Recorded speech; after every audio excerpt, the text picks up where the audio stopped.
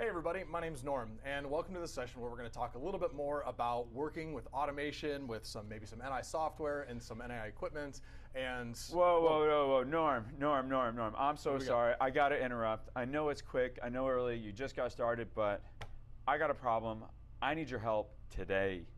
Can't wait. We're going to do a different webinar. We're going to do a webinar just about NI stuff. Yeah, well, today I know you're going to be focused on PXI. I know you had a plan for that, but I got a problem. I had a project dropped on my desk just now, and I heard you're the guy to go to for help. When it comes down to automation, I've been doing it for a little bit. I know how to make things move. How'd you know? You're literally reading my mind. You're way ahead of the curve. We were ready for it. It's like we're planned.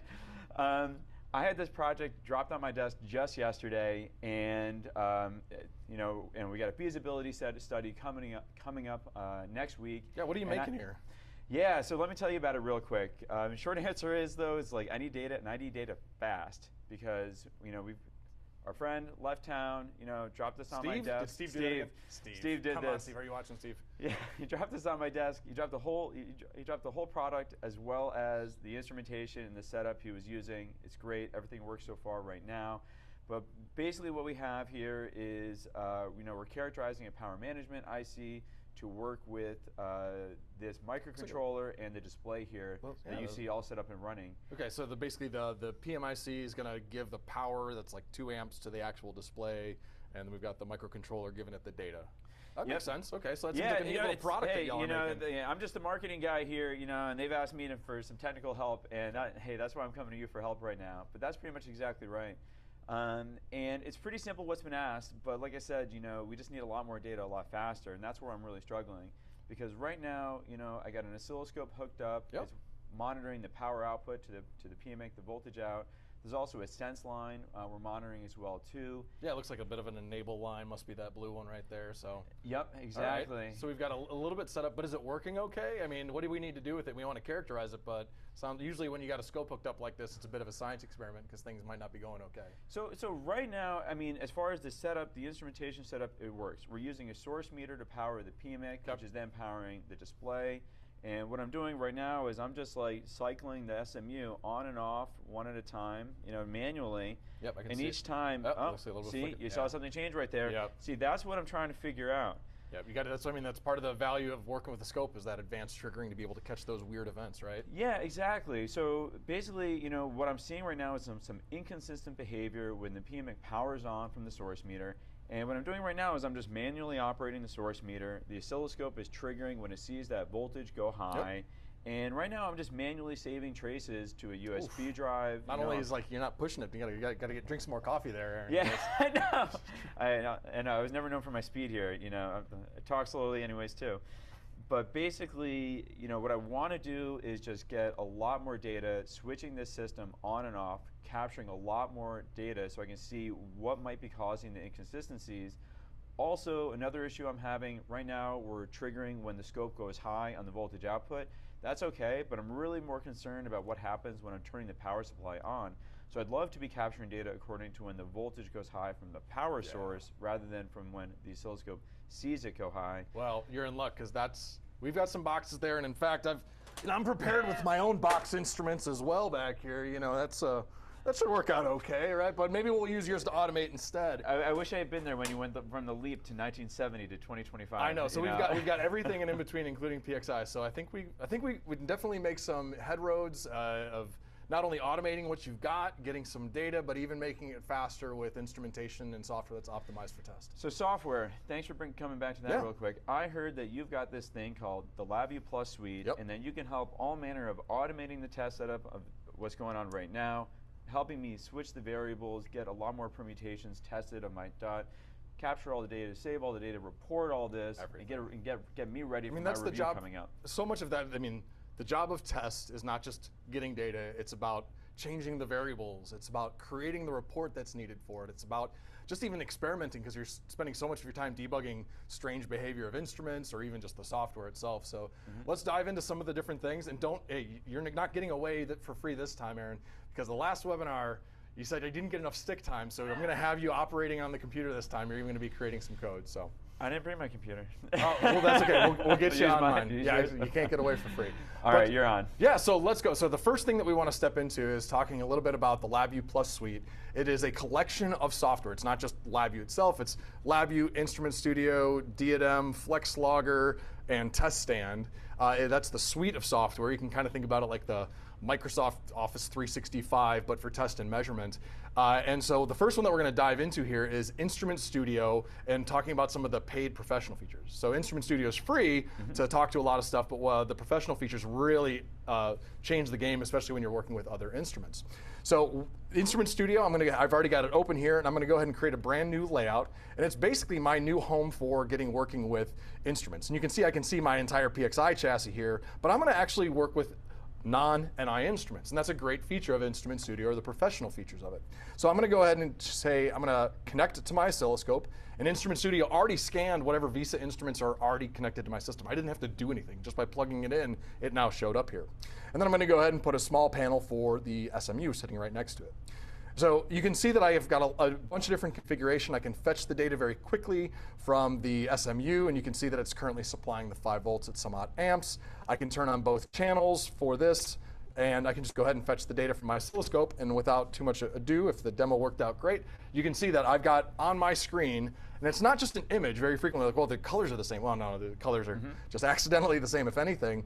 But I can take that data, like, what was the thing that you're doing? I wanted to I want the screenshots. Screenshots are great, but really I want the waveform data. Absolutely. And so one of the things that Instrument Studio is giving us is a very easy ability to just go through here, and indeed, if I just click that button, I can capture the data. And you can see that it's already highlighted that I can do a CSV or a TDMS.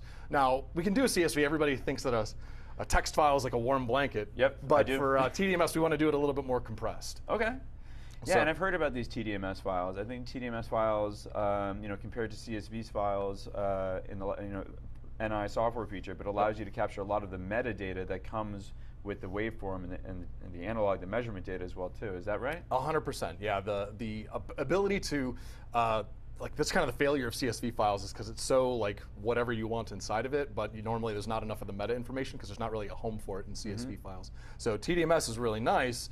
But then people would go, well, how do I access that? How do I get to my data? Can I open it in Excel? Short answer is yes, but do you want to be opening up 50 million points inside of Excel?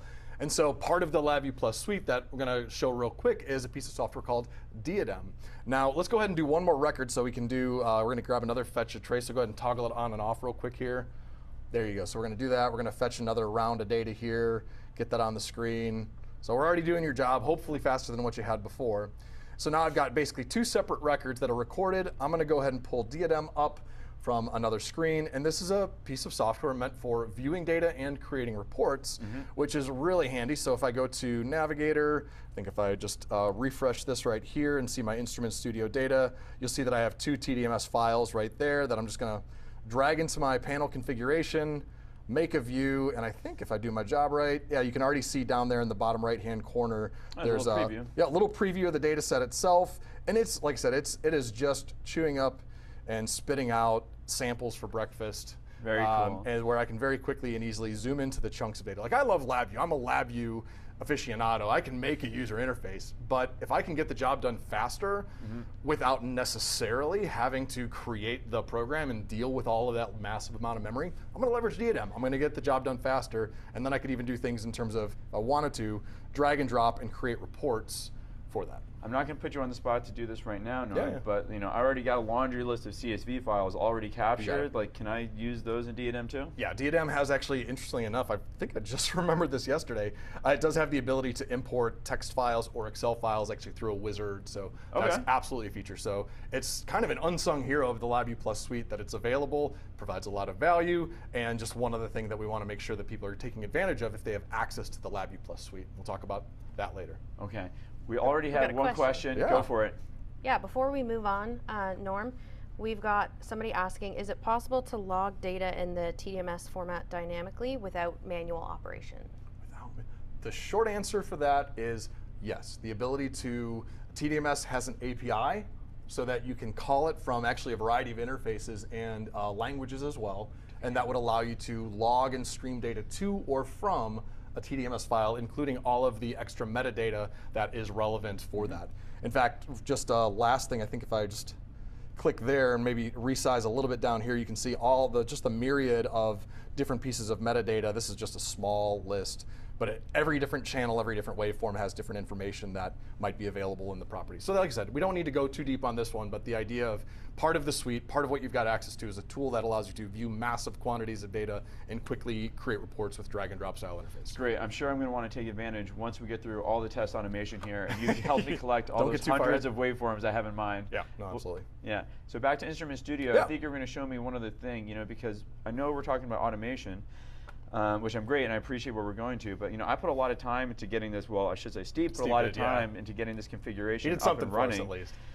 Before we go ahead and start remotely controlling this instrument, can we save this somehow, so like worst case scenario, we can go back to a known configuration? Yeah, no, 100%. I mean, that is another significant dimension of Instrument Studio.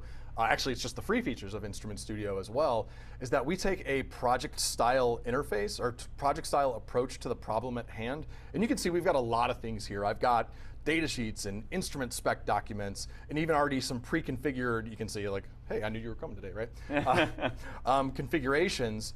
But the thing what we do for the third-party instruments, non-NI things, like for Skippy instruments like what we have here, is I can very quickly, with basically a click of a button, and I can fetch the configuration from the scope, and very quickly you can see all of the different settings. It's a myriad of things. We're trying to recreate the entire environment from not this specific scope, but almost any instrument that has that ability to query all of the relevant settings.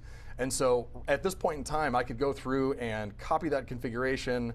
I'm going to open up Notepad and paste it right there. And so now I've got a bit of a backup that at any point in time, as we're trying to learn how to automate it and how it works, we can always come back to here and it's going to put it right back in the state so that you can start trying to learn how to push buttons faster. Beautiful. Call it the LabVIEW Espresso. Oh, I think that is a really cool feature. I'm actually just can't believe just how many Skippy commands, just how many functions really are called just to like save and recall one setup. So yeah.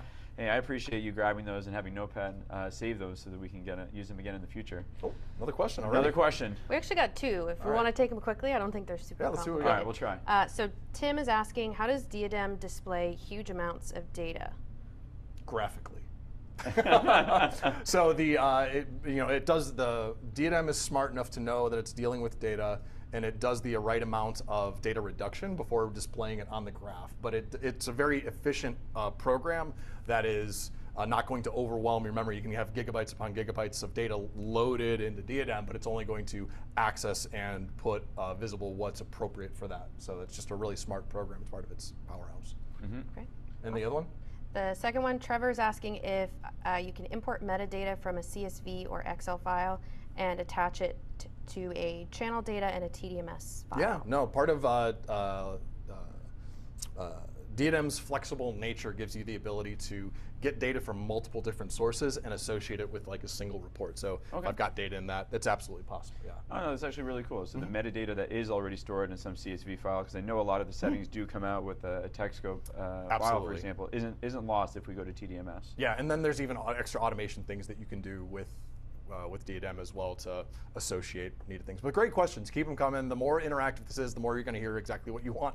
So great.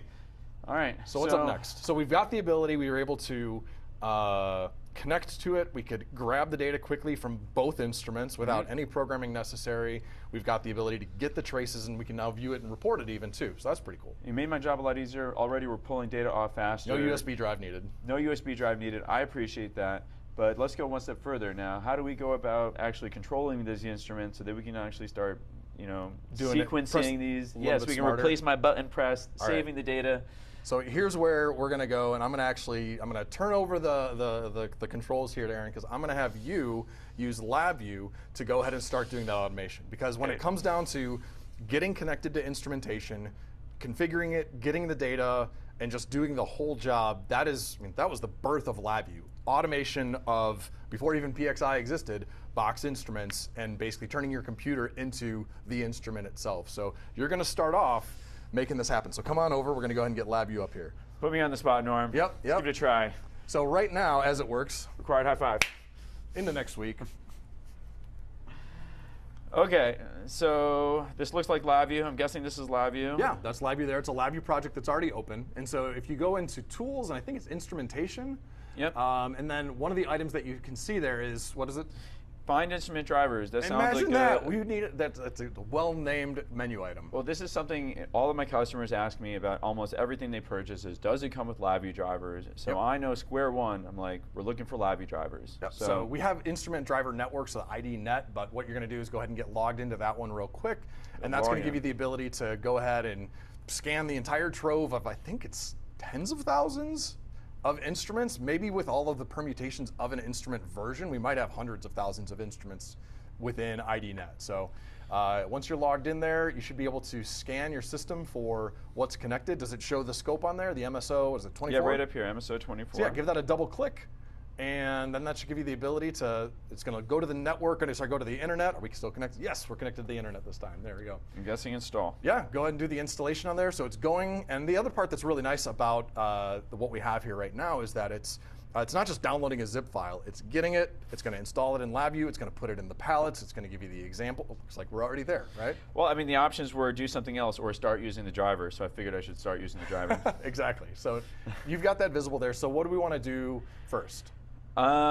You know, I mean, I'm not ready to open a new project. The palette, you know, I'm not ready to start programming for myself. You know, I think just there's a sample code here that just says acquire continuous waveforms. Yeah, cool. Let's go for it. Yeah, double click on that one. It should just open up the example for you. Hey, fantastic. All right, so now before you go ahead and get it associated with the right instrument, you can see that's another aspect of LabVIEW that is very nice, where it's the controls and indicators, even though the program's not running, it's actively scanning your system, letting you know it's connected and giving you the named alias of what that is. So once again, it's just it's not just text on a block or a text on a text editor. It's an interactive experience, even when the program's not running.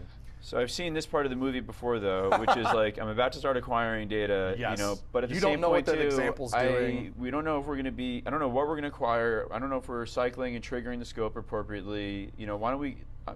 I remember something from my test and measurement engineering days. We should connect to a known signal real quick, Yes. so that I can make sure that, you know, We're this not is going to all- smoke. We're going to let out the magic smoke from this. Let's so yeah, do let's it. go ahead and just do the basic thing of disconnecting and letting it work on just a known signal, which is most scopes, and I included kind of a test signal. This is called to calibrate and compensate your scope's capacitance or whatever's connected to it.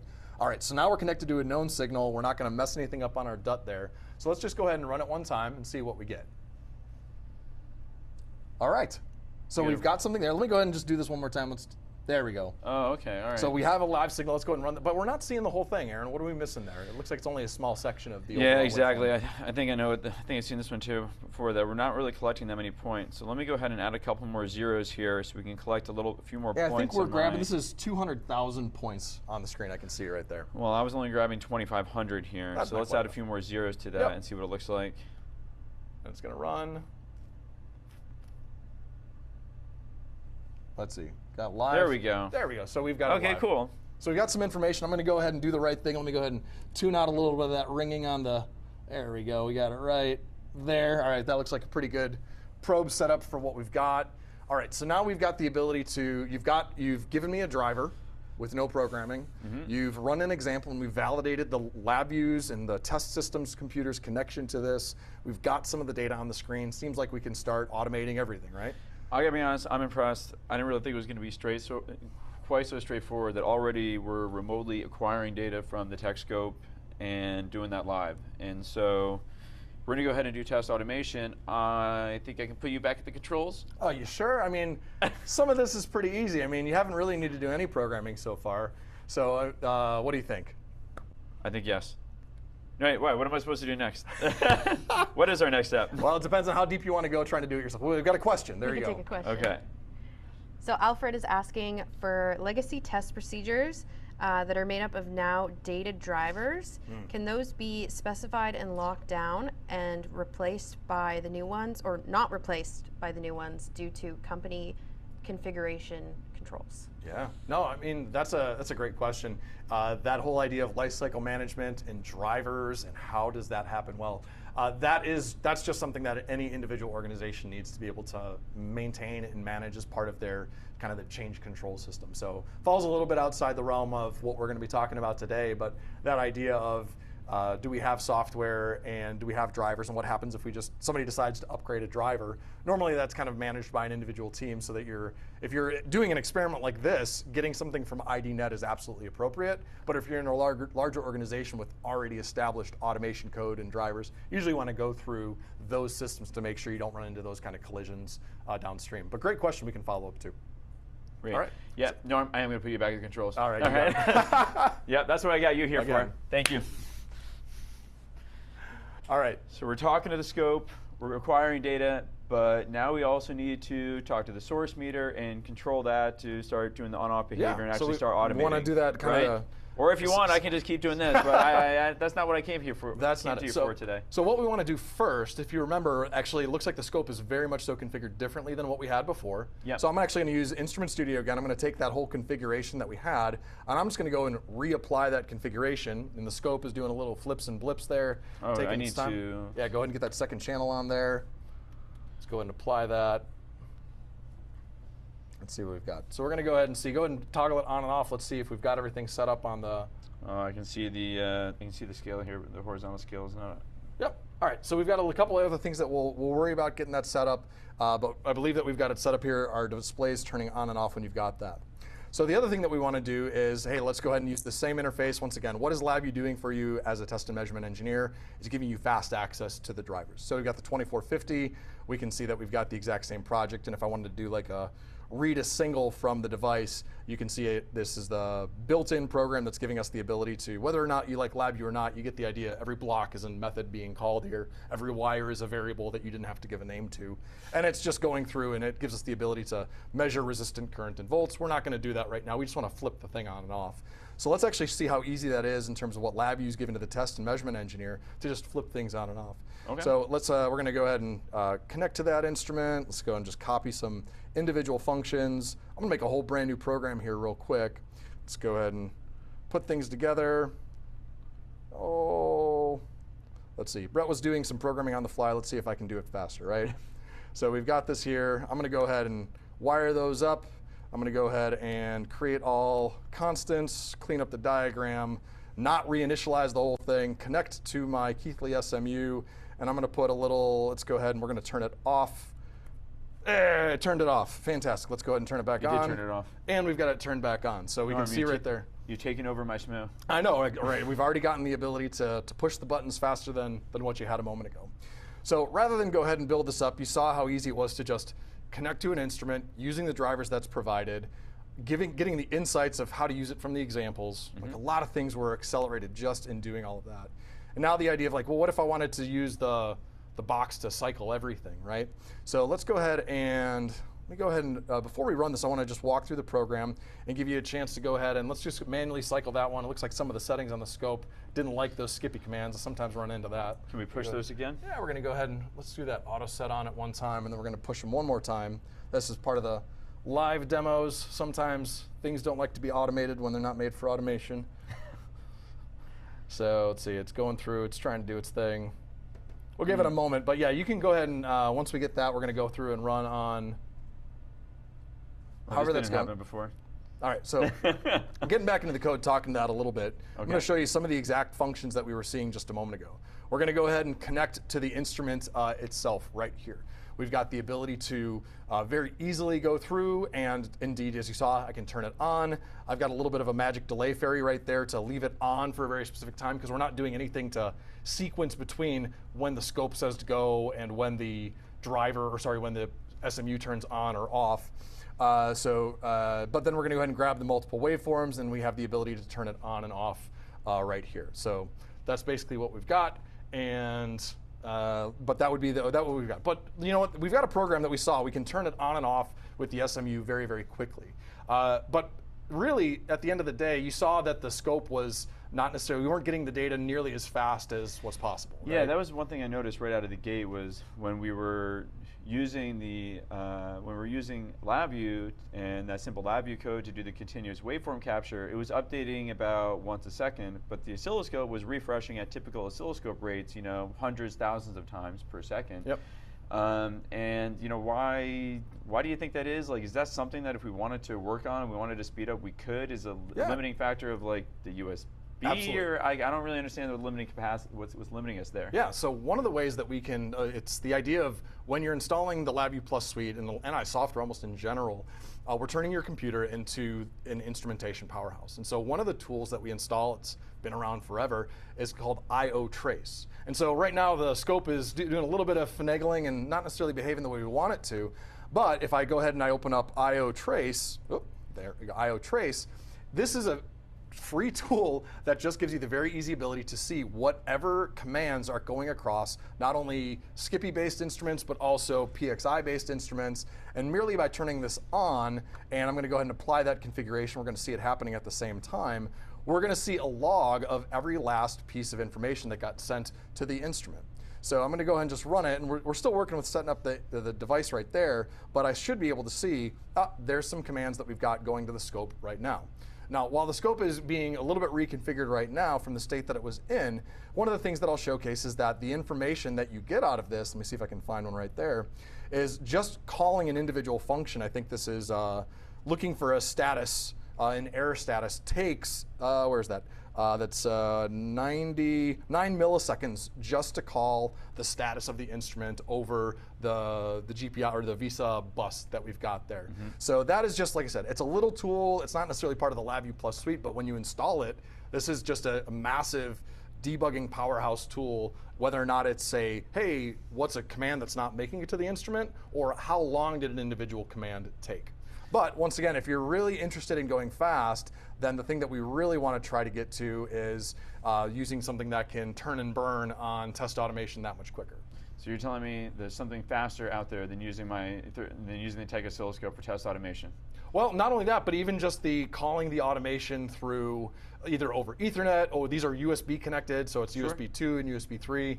They're getting their commands and they're operating, at a fast rate, but really nothing can beat the ability and the speed and the ease at which you can automate when it comes down to doing PXI, because they were created from day one for automation. And so let's go ahead and talk about doing the exact same stuff that we've got here, but we're going to go ahead and use it on the PXI system if that's all right.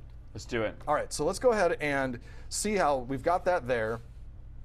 And so one of the things that we started out with right here was Instrument Studio. So one of the things that I had mentioned early on is that there are professional features, like the part of it that allows us to very easily get information from a scope and to push configuration items down to an oscilloscope. But also, it's free software for just talking to your PXI instrumentation, right? We've got a display, we've got knobs and buttons. That's where Instrument Studio comes into play for modular instrumentation. That's a great place to start, because I look at that and I do not see an oscilloscope. I see BNC inputs, I see SMA, I see all manner of connections that are great, but if I want to help a novice user like me bridge the divide to using something that I'm more familiar with, Instrument Studio might have something like that. That's 100%. That's the whole idea behind Instrument Studio, is let's make sure that we demystify what modular instruments can give you so that you can get on to doing the automation that you know is going to come. So in Instrument Studio, as you can see, it's giving me a list of available instruments, and I'm going to go ahead. You can see that I've got, 9 separate instruments? Is that right? 1, 2, 3, 4. There's a lot of instruments in there, which is amazing given the footprint that it's in. But I'm going to go ahead and connect to my first channel oscilloscope there. And the other thing that's pretty nice is that, like most modern boxes, you have a display element that gives you the ability to look at it over the web. But you don't have a unified home for multiple different instruments. And so what we can do is actually lump together, in this case, we could do more. We could actually do a bunch of things from the chassis, but we're just going to lump together our SMU. I'm going to go through and maybe set the 5 volts. I could do that same thing in terms of configuring every last discrete thing, but don't forget, one of the things that we were talking about earlier was how Instrument Studio is project-based. So I can very quickly load up your job basically here. So let's go ahead and get that PXI configuration with the scope already configured, my power supply already configured. Yeah, if you go ahead and we can actually leave your SMU connected. You're fine there. I'm going to go ahead and plug us in here. And I might turn it off. Turn that off. Yep, please. There you go. That was a bad no-no from yesterday.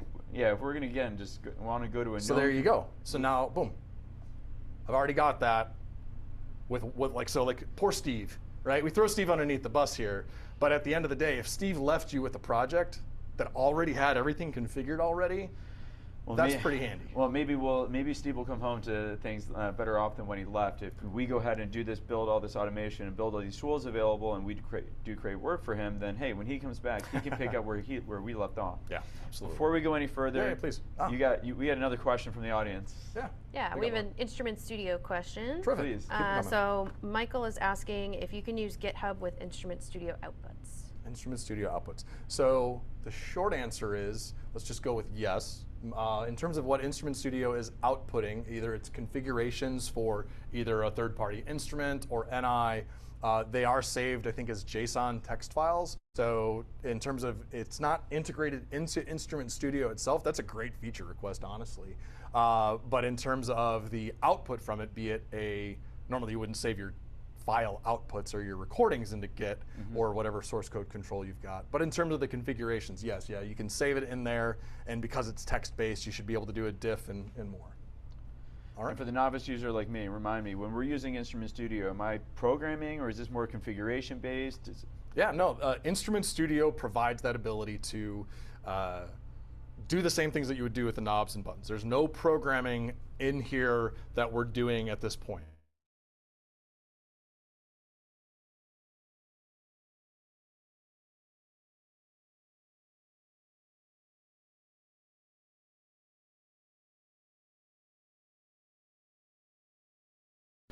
Do the necessary things downstream. Yeah, I'm actually really impressed at how quickly you got everything up and running right there. You know, the SMU already outputting 5 volts. You know, already capturing both channels, same as we had it before. See how fast I can play. There we go. And again, and you can certainly click that button on the software a lot faster than I can actually manually tap the button. Yep. You know, and that same ability to do the easy capture of data is absolutely part of this as well, where we could just, click on and off and save and go. Well, I don't want to necessarily do that. That's not fast enough for me, right? I've got enough espresso in me at this point where I can probably go about 100 times a minute. Okay. Or in any case, but what we want to try to get to, indeed, is letting the software, more of the LabVIEW Suite, do that job for us. That's right. So, quick question? Yeah. Before we move on, we have another one related to Instrument Studio.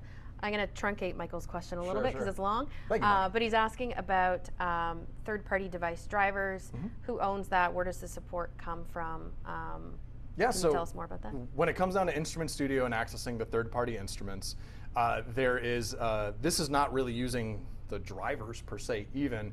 It is just, it recognizes some rudimentary Skippy strings, and if I were to actually go back to that box, I can even open up the support file where you can see kind of the instruction set that is modifiable, that's telling us like, hey, if you're trying to get the waveform data, you can go ahead and there's the string that we send across. And so we try to be as intelligent as possible, but even for this, for the text scope, like for some reason fetching the picture from it, because we can do that too, wasn't working. And so all I need to do is figure out what's the right Skippy string, modify this single text file, and now I can get to that. When it comes down to the LabVIEW drivers, those are, some of them are NI certified and supported by NI, and there are other ones that are not, but that's part of the IDNet experience.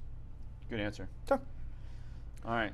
So we got Instrument Studio working. We're using your oscilloscope and source we've got meter the on same your system, kind of powering it. scaling you basically items. Just replaced my system that I started with Tektronix, now with your PXI system, which I know you know well. Yep. So from here, we want to automate and start actually changing some variables and actually getting to some of the reports that fundamentally I need, because the clock's ticking, Norm. Yep. I was going to say, we're a half hour in, so we've got to go fast. It's about to go into warp speed, y'all. So one of the things that we want to do is elevate how much we can do sequencing basically with TestStand. TestStand is another part of the LabVIEW Suite that gives us the ability to do very, very complex sequencing or very, very simple sequencing. And part of the Plus and LabVIEW Suite is how we're making our software feel more connected. So what we can do is we can export the configuration to TestStand. I'm going to rename it here real quickly to doing Aaron's job. There you go. I'm going to export that to TestStand. I will go ahead and get TestStand open. Drag it over from the other screen over here. and you can see I've already got the configuration that has been imported from Instrument Studio into Test Stand. And really, I can start to create my sequence just by double clicking on it. You can see it's going to create a connection to my instruments. It's going to apply the entire configuration setting. And now I could go through and add more steps underneath here to do the rest of the job. No way. And Test Stand makes that very easy by, we have a variety of different step types that's configurable, or you can even have template steps like, hey, I'm going to go ahead and turn on the power, and I'm going to go ahead and turn off the power. So let's go ahead and I'm going to go back to Instrument Studio. I'm going to go ahead and turn it off, so our display is currently off. Back into Test Stand, I'm going to put a bit of a breakpoint there. I'm going to let this run one time, just make sure it works. And let's go ahead through, and it's going to start the process. I'm going to step over. Hey, the power turned on. Boom, the power turned off. Fantastic. And I even got a report on the other side. Now, we weren't fetching any trace information. We can do that in just a moment. But we've got a lot to do. Templates there. Right? Exactly. It's ready to rock and roll. And if we really wanted to, I think I can just show, we've modified it a little bit more where I can go ahead and actually set the voltage, arm the scope, wait, turn on the power, fetch scope, and turn off power. And this, once again, hopefully doesn't feel that much more complicated than what we started off with here. Because really, if I wanted to go crazy, I could technically just do that. And there, now I have my sequence.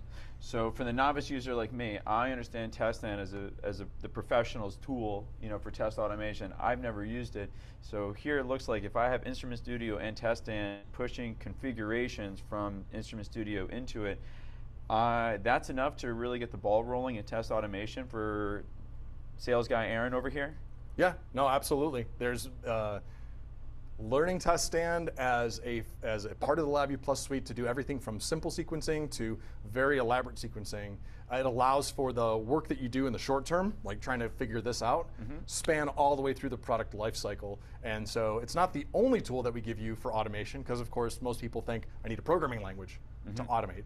And Test Stand can play that up to a point, but at some point in time you really want to get back into, hey, what's the language that Test Stand's calling? Because in this case, it's calling a bunch of LabVIEW code, right? If I were to double click on any one of these things, we can very quickly see, like, it's just setting the voltage for the power. It's not doing that much. Okay. But if we needed to do like faster loops, like if I really go fast, okay, right? We want to go ahead and do that in LabVIEW or whatever language that you think can go fast. But probably no, I'm really impressed so far. I didn't realize it was so easy to go from Instrument Studio. I didn't realize it was so easy to go into Test Stand and be building sequences. That's a very new feature in Test Stand to be able, and Instrument Studio, to just save the configuration, go there, apply the settings. Now I needed to create those steps that were, arm scope and fetch, but that was pretty straightforward. Yeah, and it looks like even I could copy some of those Even you could do it. Even I could from the sample code we saw in the driver set. It looks like I could just copy the pieces that I need, build small VI, small little programs, and be up and running. Absolutely. So I think the next step is we want to go back into LabVIEW. Is that right? Yeah. And continue our march towards automation. Before we do that, there's another question. Yep. Yeah, we have a question about those steps that you were just talking about. Hector is asking if you can send your own custom commands through a terminal as long as the appropriate COM port is selected. Okay, so the short answer is yes. We're not doing necessarily COM ports, we're directly connecting to the instruments here. If you had an instrument that you communicated to over TCP/IP or COM, LabVIEW comes with all of those IP already ready to rock and roll. You don't have to go find some random package that's going to work. And you could send those commands in your code module itself. So that's absolutely possible. And Test Stand is really just what to call when. What those calls do is still up to the test engineer to create those calls. Luckily for what we did, it was pretty simple, but that's how that worked. Beautiful. Thank you. All right. So we got Test Stand, so we get sequence up and running. We're going to go back into LabVIEW, I think, right now, just to show just how fast some of this automation can go, Absolutely. or how fast some of your tools can be to help. So that same tactic that we used before, where we were going to export the configuration, it went to Test Stand very quickly. Something that anybody should be able to do is take that same configuration. I'm not going to throw anybody under the bus here, right? Somebody who's doing Aaron's job, perhaps. As we can save the entire driver configuration to a file, a very efficient file that loads very, very fast. It's not a bunch of Skippy strings. And so we have the ability to save that driver configuration to file. I think I can do it for both of these instruments, export driver configuration, you say what directory it's in, and you go. And then at that point in time, if I just open up our very, very simple VI that we've got here, you can see that all that I needed to do to get back to that same step, like what we had in test stand, where it was like, what was it, connect and apply, I think it was, that's these calls right here. 4 functions, you load the file. Actually, one of the nice things, as I had mentioned in LabVIEW, is once again, your diagram is actually still interactive. If I wanted to just right click and browse for path, and instantly I've got a dialog leading me to some whatever other file that I may have just saved. So it's just that, hey, what's LabVIEW doing for you as a test engineer? It's letting you get to the information and configure your program that much faster. So in this case, let's go ahead and see what we're going to do here. We're going to walk through it real briefly. We're going to load the configuration. We're going to make sure that we have the power turned off to start. And then we're going to enter into a while loop that's basically going to arm the scope. It's going to turn the power on, and then it's going to fetch the results. And then lastly, we will turn the power back off on the other side. And so that should be about all that we need to go through and make all this work. Prove it. So yeah, so let's go ahead and see what we get when we run this. And of course, we've got, there we go. Hey, look at that. And we're already running faster. We can see our display here is flickering indeed on and off. Wait, so right now, the image is scrolling just as it was before. It's flickering, I don't know, tens of 20s of times per second. It's flickering pretty fast. Is that, you're telling me that the PMIC is now powering this whole system on and off as fast as that flicker is? That's actually pretty slow, honestly, for as fast as we can go. We'll talk about that. But yeah, that is turning on and off. Every time it turns on and off, we've got a brand new trace on the screen. And another great little feature that LabVIEW brings is the ability to do custom or advanced probing, where I created a very simple VI that just says, hey, when this probe got called, how long was it until the last time it was called? And with very little effort, I can very quickly tell that I have basically my cycle time is 160 milliseconds per fetch on this one. And that's mostly because I have a 100 millisecond magic delay in the system because I'm not doing any triggering yet between the two instruments. No, that's great. That means we're already faster, we've already got the data, and it's nice, stable automation. You're going to do in 1 second however many times I could double tap that power button on the. But we're getting closer, right? We can never decrease the amount of time that you need to acquire for, right? You can't. Sure. If you need to acquire for 50 milliseconds, we're not going to go faster. But right now, we've got a 100 millisecond acquisition here that has 60 milliseconds worth of overhead. Beautiful. So another thing that's pretty nice about, once again, how all of the LabVIEW Plus suite is working together is that even though LabVIEW's running, if I were to open up Instrument Studio, you're going to see here that a variety of the different, now it's not updating nearly as fast because we're prioritizing automation, but I still have access to my SMU and my oscilloscope, and if I just pause my data right here, I can go back into Instrument Studio, control the individual instruments, and if I wanted to, I could do, force the trigger on, and I can go ahead and do the manual operation of everything, even though I'm already in the middle of automation. That's actually pretty cool. This is actually something new for me. I typically think of when I'm operating one instrument by hand, I'm operating it by hand, I'm operating locally. If somebody's controlling it remotely, they're controlling it remotely. But here it looks like you're able to go back and forth very quickly, or maybe even both are happening at the same time. Simultaneously, yeah. The idea was always to, so many times for years, customers like, that's great that we can automate so fast, but I love the fact that a scope is running and I can still see what's visible on it. Or I can pause my automation and then go to the scope and kibitz with it during some kind of experiment that we've got here. That's 100% what we've enabled. And that's not, once again, that's a free feature of Instrument Studio. That's called like debug mode or monitor and debug mode. That's just a feature of our drivers that we've enabled for Instrument Studio. Once again, it's just part of what we're bringing to the table to turn your computer into an optimized test and measurement. No, that's very cool. It makes it a lot. It sounds like sounds like once I'm without you and I'm actually living in the test stand or living in LabVIEW, I don't necessarily need to lose sight of what's happening on the real world on the instrument. I can just get a live view of what's happening. Just because it's an instrument without a display doesn't mean you can't get that real-time update that you were looking for before, or the interactivity, or the ability to save the configuration. Everything that you've got, plus the ability to automate fast. But very cool. I told you I could go fast. Okay. So we've got about 15 minutes left or so. Do you want to see it automate real fast? Yes. All right, so let's go ahead and see how fast we can go on all of this.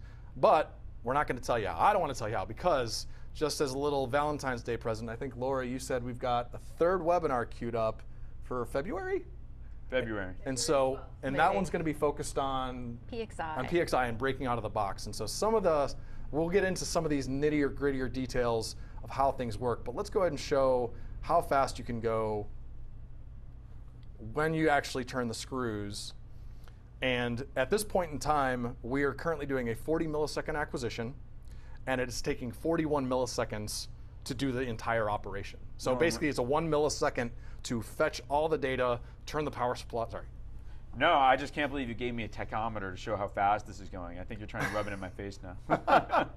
Well, you know, it's part of understanding when you see something move so fast. I mean, even right now in terms of, I don't even know if the viewers can even tell how fast this is flickering. I would have to artificially slow it down to, you know, let's go ahead and put it to that 250,000 points.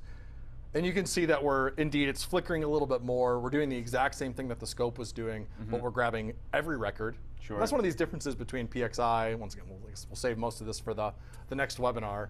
But that idea of what PXI is bringing to the table is that we prioritize automation and your access to the data.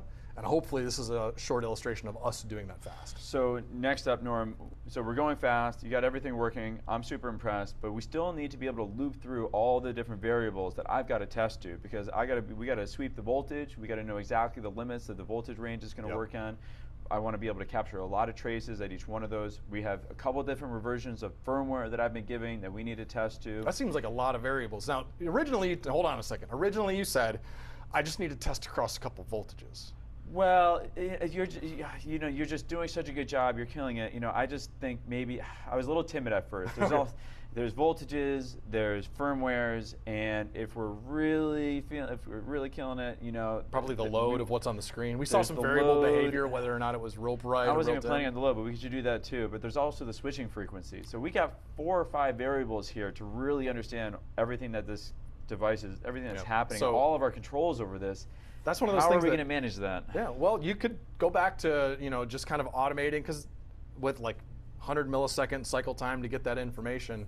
But normally when you have to change those variables and you kind of, I've got 5 of this and 6 of this and 10 of this and 14 of that, multiply those together, right? Somebody in the audience put a bonus points to everybody, however many permutations that is. But the what ends up happening is your cycle time, your experiment that you just want to sweep all those, like, oh, it's not so bad. What's a few hundred milliseconds between friends? It adds up, right? You can't, and if you have to change some parameter, oh, I probed the wrong input. How frequently does that happen, right? And not only that, but I got to keep track of all the results, all the variables, and all of the loops that it's going to take for me to build this out. So you want to be able to go fast. Usually what ends up happening is automation and speed of automation, even in a experiment like what we're having here, matters more than what you can imagine. And then so let's talk about what we have in terms of the LabVIEW Suite to bring to the table for that. And we've already seen it. So we talked about test stand a little while ago, where I have basically my sequence running here. Let me just go ahead and do a quick step through it. I think I saw some errors pop up before. Something is, let me go ahead and, so this is a bit of an issue with whatever Norm's got here. Let me see. Let's see. So I'm not using any triggering for this. This is back to the rudimentary automation that we had a moment ago. But the thing that I would use in test stand that's different than what most people would do in Python or even in LabVIEW, when you have a multivariate sweep conditions, what would most people do? Nested loops. Nested for loops. Loops upon loops upon loops. I mean, if I were to just go into a test stand and show you what that looks like, it's going to look very similar to most languages. But if I do, yeah, there's the for loop. So if I needed to sweep across that variable, and then let's go ahead and put that inside of it there, right? And then there's going to be another for, and then another for, and then another for. And for the love of Pete, will you please stop doing this, engineers? Because what ends up happening is if you need to change things, lose track, it's hard to program. It's one of those great features that they integrated into LabVIEW, or into test stand, was the sweep loop. And the sweep loop basically took that idea that it's really, really bad to do nested for loops, but there's a better way to think about it, where you have a test vector, which is all the parameters for an individual iteration, and then you build up the test matrix. But then the problem is, well, how do you sweep each one of those variables and rearrange them? Well, that's what we did with the sweep loop configuration. Ooh, what am I doing here? I'm hoping what you're going to tell me is that test stand is going to do this for me. Yes, test stand will absolutely. So one of the things that is another big part that I'm going to show in test stand as well is that the ability to define your sweeps. I'm going to do it interactively here in just a moment, where you can see Let me go get that up there. Where you're going to see, I'm going to change it from a for loop, which is a single variable, and we're going to go to the multi-variable. What do we got there? There we go. Let's see, that sweep loop. We're going to drag it into that sequence. We're going to right-click on that, and then what we're going to do is we're going to open up the configuration. I could load that from a CSV, and that's a big thing. The other reason why the sweep loop is so powerful is because normally when you're running your sweeps, the other thing that you want to do is have all of the parameters that were in that test vector saved and the results associated with it. And that's something that anybody can program up, but it does take an extra bit of effort of if you're just starting from a raw programming language that isn't optimized for test automation. And that's what we've got here. So I'm going to go into the sweep parameters, and you can see that one of the things that I'm going to do is I'm going to add a parameter here for, say, volts. You tell me all the things that you needed. Voltage. Let's just go ahead and do firmware. Load. Oh, going to load, do firmware. Yeah, no, firmware. And switching frequency. And so that's another thing. Most people think like, oh, if I'm going to do a sweep, well, hold on a second. How do I change it from a file path of firmware to that? Well, we have a variety of different ways to configure all of those things. So we've got the firmware. We can have an array of that information. And then what was the one last one? Well, I think you guys saw an AWG or function generator in the your frequency system. So let's do switching frequency too. So we've got the frequency. And so one of the other things that TestEnd's bringing to the table, that integration with Instrument Studio, is if I wanted to, I could actually directly apply. Actually, let me put that step, that IO configuration back in here. I am doing Aaron's job again, back into my sequence. There we go. So I've got my create sessions. Show that off in just a moment. So within the sweep loop, the step settings, I can apply voltage directly to, if I'm not mistaken, let me go ahead here, to a value inside of the already existing configuration for my SMU. So the other thing that's really nice about using TestEnd along with Instrument Studio is not only the ability to use the sweep loop to do more, but also I can just very quickly edit my IO configuration, and it will open basically an instance of Instrument Studio that I could tweak more parameters interactively without having to create a whole editing user interface in TestEnd. Yeah, it's almost like I was recording a macro on an instrument in a way, because I'm actively changing the buttons, getting to a new configuration, and Instrument Studio is just going to automatically record that setting. Or at least I can program. It sounds like I'm setting up visually what TestEnd will digest as a configuration file. Yep, absolutely. And it does it fast. That's the other thing too. It's not just pushing strings. So how are we doing with questions, Laura, and how are we doing with anybody's input? We answered some in the chat, so right now there's none. So if you have a question, feel free to we have drop 8 minutes it in to the go, Q&A so if there box. are any more questions, great time to ask. Yep. So let's go ahead and show a little bit more with regards to, let me see if I can configure that there. We want to select the session. Let's see, I'm going to add that to the SMU.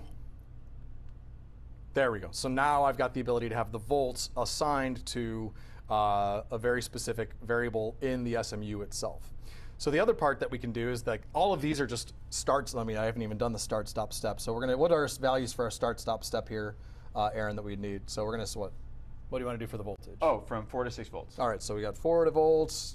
We've got the 6 volts. What's the step? Let's do what, 0.2? 0.1? All right, 0.2. Now we can go fast. So there you go. So you can instantly see that we've got the values there for that. Let's find the other values that will work for this. So we've got the load. We're going to go, what are we going to do? Low, mid, high, or? Sure. Let's do off. We're going to do half amp, or 0 to 1, and then the step size we'll do what? We'll do 0.25, quarter amp. Frequency, I think, what does it say on there? I think we've got some frequencies. We're going from there. 250 kilohertz to 900 kilohertz. It looks like there's a small subset, so let's go ahead and just make that an array, because I think that's probably going to be better for... The options that they give us 4 options, 900, 450, 300, and 250. All right, so let's go ahead and do that. We're going to do an array, so 900, K, there's 900. We don't even need to put it in there. We'll let the software deal with it, and then we can go through and add more values into it. So let's see. Count. Oh, that's 900 We do have a question, Norm. Oh, We have 2. We have 2. Great. So is there any examples that we can maybe share with the attendees where it demonstrates Instrument Studio integrated with TestEnd? Do we have anything like that? So in terms of built-in examples, it's a great question. I know that TestEnd has a very, very wide assortment of examples that are, I think if I just go to help and find examples, there's going to be a very large directory that shows up there. I can't, oh, it looks like it's leading us to some ni.com content. But the number of examples that are installed very likely have instruments showing how to use the feature where we have the I/O configurations. And so if you're trying to figure out how to do it, go ahead and look up I/O configurations in the examples. I don't know for sure. I haven't actually tried to look for it yet. But that would be a great way to look at. That would be what I'd be looking for. So, but great one to follow up too. So if we can take their name down. Okay. Yeah, we Another have one more. question? Yeah, One more. second one, we're talking about automating with PXI and test stand. Can you do the same thing with CDAC? Automation with PXI and test stand. So inside of test stand, to make it very, very simple, test stand can do whatever you tell it to, right? But the twist is the things that we've done to accelerate Instrument Studio into test stand was kind of like the get session configuration and apply it. That doesn't exist for CDAC because it's less of an instrument, right? CDAC is more about signal conditioning and physical measurements. However, I could see where that would be very valuable, but the idea, that's where we differentiate between modular instrumentation, basically using a different version of what we've got here that Aaron brought, and CDAC is very powerful, and you can call it from within test stand, but you don't have that create and apply like what we saw. Also, if you're using Compact DAC and you're thinking about using test stand as well too, there is another software out there called FlexLogger, which provides a visual GUI and configuration-based software for working with Compact DAC. And I haven't seen any examples specifically about going from FlexLogger into test stand yet. However, there is an API available now within LabVIEW for working with FlexLogger. So if you build a configuration with FlexLogger, there is now a palette in LabVIEW that allows you to recall those configurations and use those in your LabVIEW code. And FlexLogger is also, FlexLogger Pro, I should say, is also software available also in the LabVIEW Plus suite. Yep. So if you go with LabVIEW Plus suite, you're using Compact DAC, you'll have FlexLogger Pro as well as LabVIEW to work kind of in a similar construct. So Norm, I know you're building this loop. I appreciate you doing it. We got 3 minutes to go, which means in 3 minutes I'm going to lose you. So real quick, when I go back to my desk, what am I going to do without you, buddy? So that's a great question, and so we're not going to leave you flapping. So not only are there a variety of support mechanisms that Emerson, NI, Test and Measurement bring to the table if you've got LabVIEW Plus Suite subscription or an SSP, I think it's a standard service plan. But the other thing that you get with the LabVIEW Plus Suite is Nigel. Now Nigel is, we just released earlier this year, that's right, it is our AI advisor. So lots of people have been asking like, hey, what are you doing with AI? Are you doing any chatbots and stuff, right? Mm-hmm. So Nigel is that, and so it is integrated into test stand. So if I just simply, I think it's tools, where would we see it? View? Yeah, it was view, and then AI advisor. We have Nigel integrated into the test stand experience. So view, AI advisor, we'll see Nigel pop out here on the right-hand side. I'll log in. I've already got, hey, I can see other information. Let's go ahead and get that logged in there. I know my first query is going to be, I don't have Norm anymore. Nigel can rely on you to help build my sequence. There you go. So,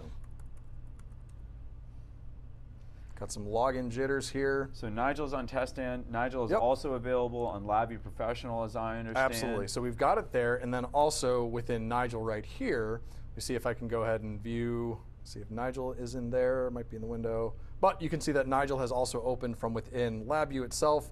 And you can ask the same questions. It's the same Nigel, whether or not you're launching from LabVIEW or whether you're launching from test stand. Mm-hmm. So I can say, tell me more, tell me, yell at it. Tell me what Norm said. No, let's be nice to our future robot overlords. About the sweep loop in test stand, and can I use CDAC with it? So this is live, this is completely unscripted question to Nigel. We're gonna see how it does at the moment and see what it comes back with. But that's as easy as it gets. And so now we've got, there you go. So we can see there's the sweep variable, there's the sweep loop in test stand. We can go through and see, can I use a CDAC with the sweep loop in test stand? We can see some other example workflows, and we can see integrating LabVIEW in test stand and DACMX with test stand, which is the driver for CDAC. So it's smart enough to know my obtuse thing is test and measurement related. Nigel knows that it's probably not only test and measurement related, but also NI related, and it custom crafts the responses. Wonderful, thank you. So we have 1 minute left to go, so I just want to take a chance to say, Norm, thank you for saving the day for me. For everybody out there, this was part 2 of a series that Testforce and NI are working on together. Part 3 is coming up in February, where we're going to focus on PXI instrumentation. Yep. So stay tuned for that when it comes out. Also, if you've enjoyed what you've seen here today, if you think LabVIEW Suite is right for you and you want to try it out, you can get 6 months of LabVIEW Suite for free. So all you have to do to get that is just reach out to your local contacts at Testforce too, Emerson, right? at Testforce. It will help you get set up with LabVIEW Suite and trying out everything that we did today as well. Also, highly encourage everybody out there to, if you're currently using LabVIEW Professional, try out Nigel. In my early limited use of it, I found it extremely effective, and it is already the most fast adapted LabVIEW edition ever released. Most gross. So absolutely. people it's proving very effective to a lot of users out there. I encourage everybody to give it a try. Absolutely. Thank you so much, Aaron. I really Yeah. appreciate it. And hopefully everybody got their questions answered, and we'll see you next time. Yeah.